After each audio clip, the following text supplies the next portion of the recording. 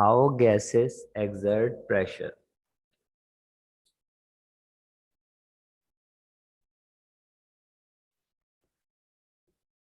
जी, तमाम स्टूडेंट्स, किसी भी कंटेनर के अंदर जब गैस मौजूद होती है तो सबसे पहले हमें ये पता होना चाहिए कि उसके पार्टिकल्स जो होते हैं वो एक दूसरे से स्पेस अपार्ट होते हैं, दूर दूर होते हैं। तीन स्टेट होती है मैटर की जो आप लोगों ने पढ़ी हुई है, सॉलिड, लिक्विड और गैस।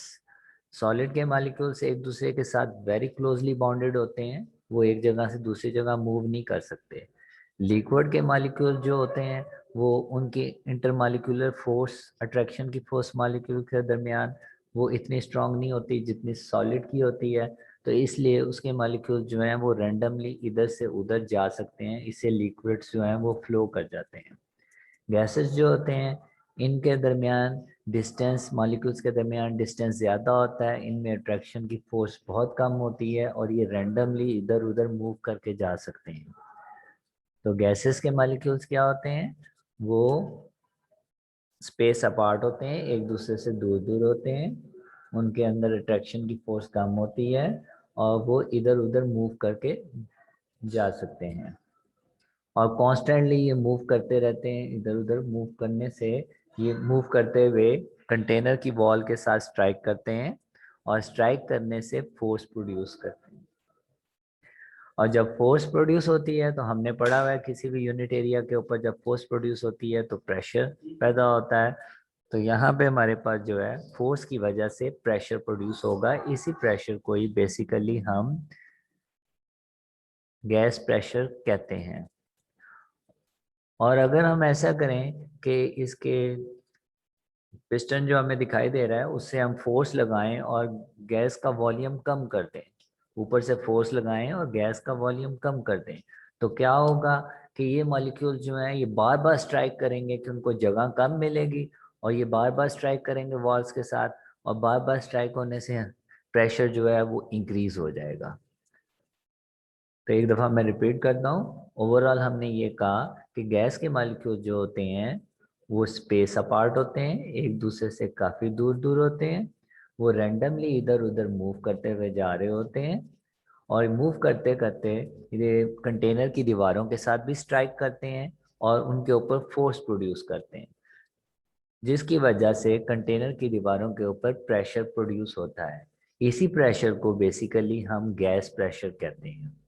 और अगर हम ऐसा करें कि ये जो कंटेनर के अंदर गैस है इसका वॉल्यूम कम कर दें, पिस्टन से फोर्स लगा के गैस का वॉल्यूम कम कर दें, तो एरिया जो है जिसके अंदर गैस मौजूद है वो कम हो जाएगा, जिसकी वजह से मॉलिक्यूल्स जो हैं वो जल्दी दीवारों के साथ स्ट्राइक करेंगे और फ्रीक्वेंटली स्ट्राइक करेंगे, बार बार स्ट्राइक करेंगे, जिसकी वजह से गैस प्रेशर जो होता है वो इंक्रीज हो जाता है। तो आप एक दफ़ा प्रॉपर मार्किंग देख लें इसकी। सबसे पहले मेन हेडिंग आनी है gas pressure in a container.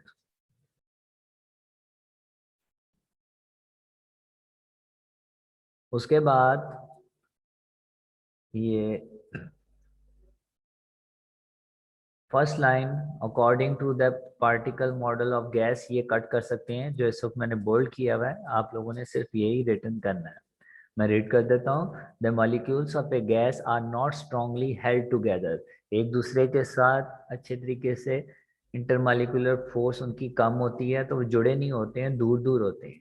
That is why they move very fast in all direction, इसलिए बड़ी तेजी से इधर उधर मूव करते रहते हैं।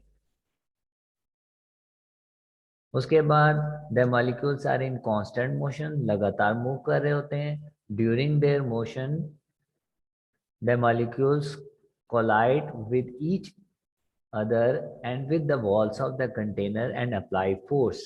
तो मॉलिक्यूल्स एक दूसरे के साथ भी टकराते हैं और दीवार के साथ टकराने से फोर्स प्रोड्यूस करते हैं।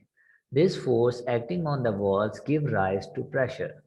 तो जब ये स्ट्राइक करेंगे तो प्रेशर प्रोड्यूस करेंगे दीवारों के ऊपर।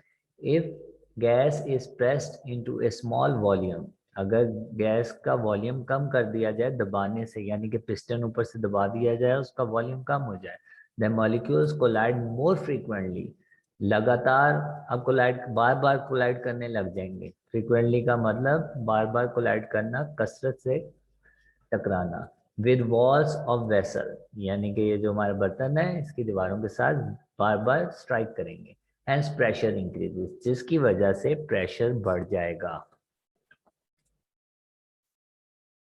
तो ये ओवरऑल जो है ये पॉइंट्स वाइज लिखा हुआ है, एक डॉट लिए है और एक और दो पॉइंट्स लिखे हुए हैं, लेकिन आप एक पैराग्राफ भी बना सकते हैं।